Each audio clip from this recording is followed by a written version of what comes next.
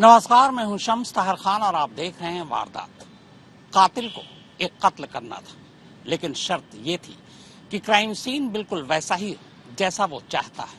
इतना ही नहीं, कत्ल के बाद उसे न सिर्फ लाश पर कुछ खास सबूत छोड़ने थे, बल्कि मौका वारदात को भी अपने हिसाब से सजाना था। और तो और, कातिलों में से एक कातिल को भी उसे कुछ खास निशानियां देनी थी। सारी तैयारी के बाद अब बस कत्ल की बारी थी।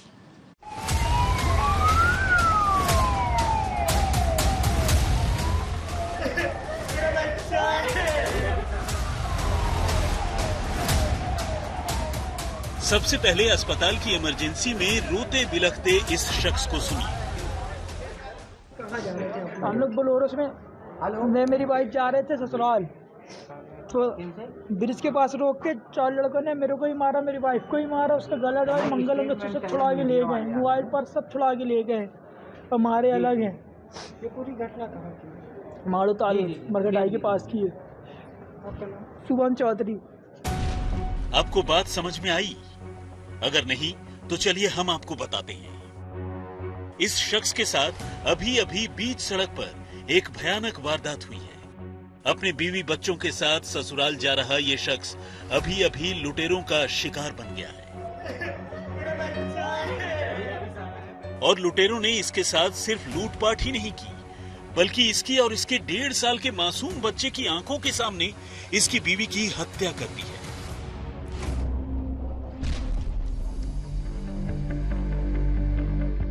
बीवी जो इन दिनों 6 महीने की प्रेग्नेंट थी, लेकिन इससे पहले कि घर में दोबारा किलकारियां गूंजती, लुटेरों ने एक ही झटके में इस परिवार की सारी खुशियां छीन ली। जाहिर है ये शख्स इस वक्त अंदर से पूरी तरह टूट चुका है और उसे समझ में नहीं आ रहा कि वो करे तो क्या करे, रोए तो किसके सामने रोए। हम लोग बोलोरो में मैं मेरी वाइफ जा रहे थे ससुराल, तो ब्रिज के पास रोक के 4 लड़कों ने मेरे को ही मारा, मेरी वाइफ को ही मारा। उसका गला दबाया, मंगल अंगूठी सब छुड़ा के ले गए, मोबाइल पर सब छुड़ा के ले गए और मारे अलग हैं। ये पूरी घटना कहाँ की? मारो ताल मरघटाई के पास की है। सुबह चौधरी। मामला मध्य प्रदेश के जबलपुर शहर का है, जहां ये पीड़ित परिवार फिलहाल नेताजी सुभाष मेडिकल कॉलेज अस्पताल की इमरजेंसी डिपार्टमेंट में मौजूद है। और लूटपाट की ये वारदात अब से बमुश्किल 1 घंटे पहले शहर के ही माढ़ोताल मारघटाई इलाके में हुई है। लुटेरों के हमले से ये शख्स खुद भी बुरी तरह से जख्मी हुआ है। लुटेरों ने उसके सिर पर भारी पत्थर से वार कर उसे पूरी तरह लहूलुहान कर दिया है। लेकिन जिसकी आंखों के सामने उसकी बीवी का कत्ल हो जाए, वो भला अपने जख्म की फिक्र कैसे कर सकता है? तो फिलहाल इस आदमी की हालत भी कुछ ऐसी ही है। जाहिर है ये मामला बेहद संगीन है। लूटपाट के साथ साथ कत्ल की वारदात भी हुई है। ऐसे में जबलपुर पुलिस का पूरा लवाजमा देखते ही देखते मेडिकल कॉलेज अस्पताल में पहुंच जाता है और फौरन ही मामले की जांच शुरू कर दी जाती है। लेकिन जैसे जैसे जांच आगे बढ़ती है, लूटपाट की ये कहानी पलटने लगती है। 24 घंटे गुजरते गुजरते पुलिस वालों को लगने लगता है कि शायद वो सच नहीं है जो ये पीड़ित शख्स अब तक दुनिया को दिखा रहा है।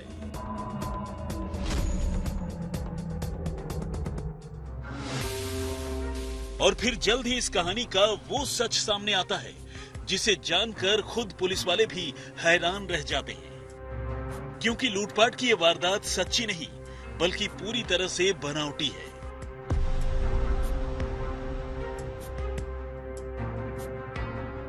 एक ऐसी वारदात जिसमें कातिलों ने न सिर्फ एक महिला की हत्या की, बल्कि हत्या के बाद उसकी लाश को लेकर रात के अंधेरे में पूरे शहर में तकरीबन 25 किलोमीटर के दायरे में घूमते रहे। और जब लूटपाट के ड्रामे की सही जगह मिल गई, तो फिर मारी गई महिला के पति ने अपने ही सिर पर पत्थर से हमला करवाकर लूटपाट और कत्ल का ऐसा ड्रामा रचा कि शुरू में हर कोई इस शख्स के झांसे में आ गया। लेकिन आखिर एक शख्स ने क्यों किया ऐसा? क्यों उसने अपनी बीवी की जान ले ली? इस पूरी साजिश के पीछे की वजह क्या रही? आखिर साजिश की शुरुआत कैसे हुई और पुलिस ने इस ड्रामे का अंत कैसे कर दिया? तो ये सब जानने के लिए आपको इस पूरे वाकये को सिलसिलेवार तरीके से समझना चाहिए।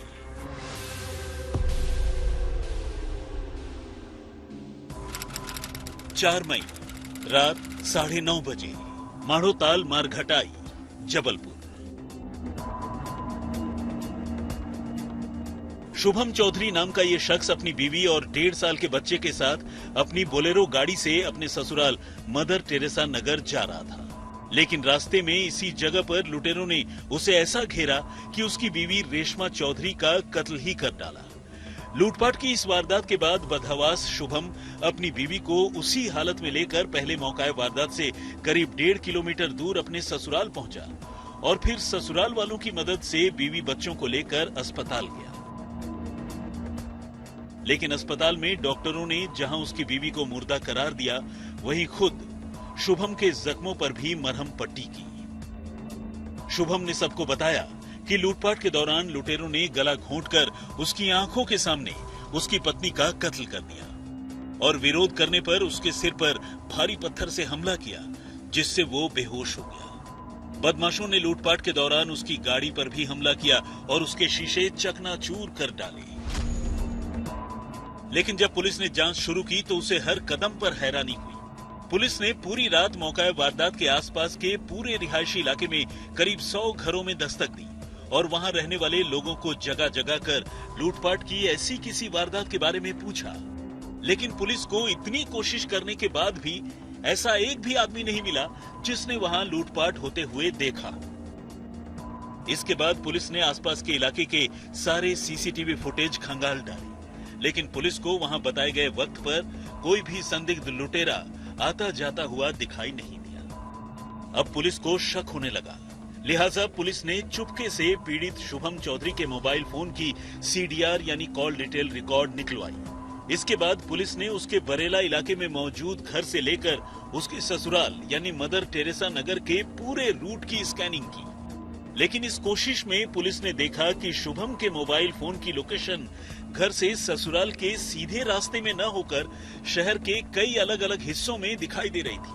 और इससे भी ज्यादा अजीब बात यह थी कि शुभम और उसकी पत्नी के मोबाइल फोन के साथ साथ 3 और मोबाइल नंबर भी लगातार साथ साथ ट्रेवल करते हुए दिख रहे थे। सवाल यह था कि ये बाकी के 3 फोन आखिर किन के हैं?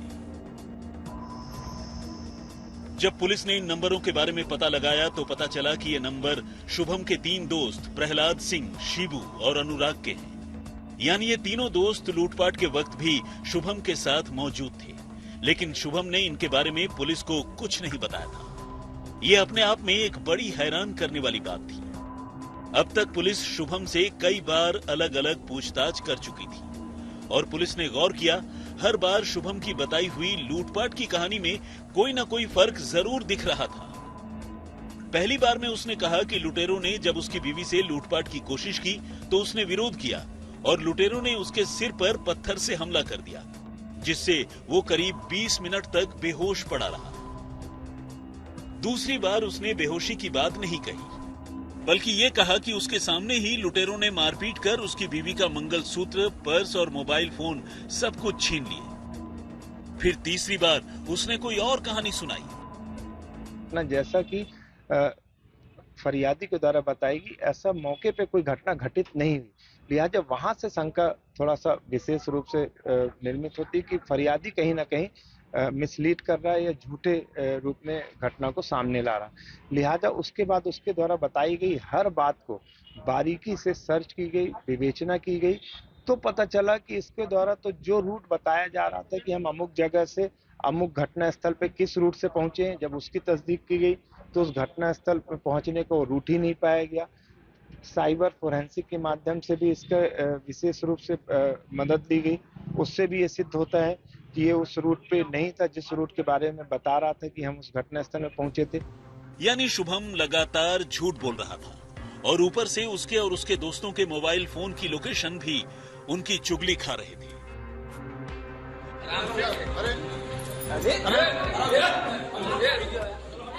ऐसे में पुलिस ने वारदात के 2 दिन बाद आखिरकार शुभम के साथ साथ इस कत्ल में शामिल उसके 3 दोस्तों को भी गिरफ्तार कर लिया, जिन्होंने न सिर्फ अपना जुर्म कबूल कर लिया बल्कि ये भी बताया कि इस कत्ल के लिए शुभम ने उन्हें 60,000 रुपए देने का वादा किया था और एडवांस के तौर पर 20,000 रुपए दे भी दिए थे। इस घटना में आरोपी पति के द्वारा अपने 3 अन्य साथीदारों के साथ घटना कारित की गई थी। चारों ही आरोपियों को, उसके पति को और अन्य 3 आरोपियों को पुलिस के द्वारा गिरफ्तार कर लिया। इसमें कोई पैसे के लेन देन की बात आई और कुछ रिश्तेदार भी है कोई इसका? पति के द्वारा ये घटना कारित करने के लिए जो उसका रिश्तेदार है सिब्बू, उसको पैसे का प्रलोभन दिया गया था और पैसे दिए भी गए थे और उन पैसों को सिब्बू ने कुछ पैसे, उसकी कुछ मात्रा अन्य 2 अपने साथीदारों को भी दी गई थी। लिहाजा वो पैसे भी बरामद कर लिए गए हैं। इसको ही फांसी होनी चाहिए, फांसी के अलावा कोई सजा नहीं होनी चाहिए इसको। अब असली कहानी सुनिए। शनिवार को ससुराल जाने के बहाने जब शुभम अपनी पत्नी को लेकर निकला तो वो पहले उसे पाठ बाबा मंदिर की तरफ लेकर गया, जहां दर्शन करवाए और फिर खमारिया थाने के मढ़ई रांझी की तरफ से ससुराल जाने की बात कही। रास्ते में प्लानिंग के मुताबिक शुभम के 3 दोस्त पहले से ही उनका इंतजार कर रहे थे। शुभम ने दोस्तों को अपनी गाड़ी में बिठा लिया और रांझी के पास वो अपने बेटे के साथ गाड़ी से नीचे उतर गया और इसी दौरान उसके दोस्तों ने कपड़े से गला घोंटकर गाड़ी में बैठी शुभम की पत्नी रेशमा की जान ले ली। इसके बाद वो लाश को लेकर फिर से आगे निकले और करीब 20 किलोमीटर की दूरी तय कर वो माढ़ोताल के मारघटाई गए, जहां उन्होंने एक जगह पर लूटपाट का ड्रामा रचा और इसी ड्रामे के तहत उन्होंने न सिर्फ शुभम की गाड़ी के शीशे पत्थरों से चटका दिए बल्कि शुभम के सिर पर पत्थर मारकर उसे लहूलुहान कर दिया ताकि कोई भी उस पर शक न करे। लेकिन इसके बावजूद मोबाइल फोन की लोकेशन, शुभम की बातें, मौका वारदात पर लूटपाट होने के कोई भी निशान न मिलने और चश्मदीद के न होने से आखिरकार इस मामले का खुलासा हो ही गया। पुलिस ने शुभम के साथ साथ उसकी पत्नी के कत्ल की साजिश में उसके 3 दोस्तों को भी गिरफ्तार कर लिया।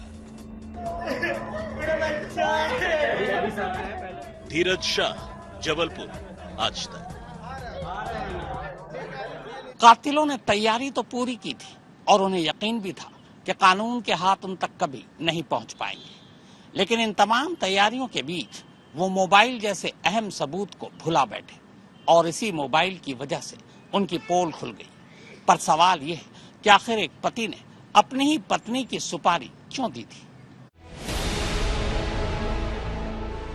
अब सवाल यह है कि आखिर एक शख्स ने खुद ही अपने हाथों से अपने हंसते खेलते परिवार को क्यों उजाड़ दिया? आखिर उसे अपनी प्रेग्नेंट बीवी और अपने 1.5 साल के बच्चे की मां के कत्ल की क्या जरूरत पड़ी? तो इसका जवाब है शादीशुदा होने के बावजूद एक और लड़की से चल रहा उसका अफेयर। इसका पति जो है वो इसके किसी अन्य महिला से अवैध संबंध विगत 10 वर्षों से चले आ रहे थे। इन संबंधों के चलते इसकी पत्नी से इसका हमेशा ही विवाद होता था।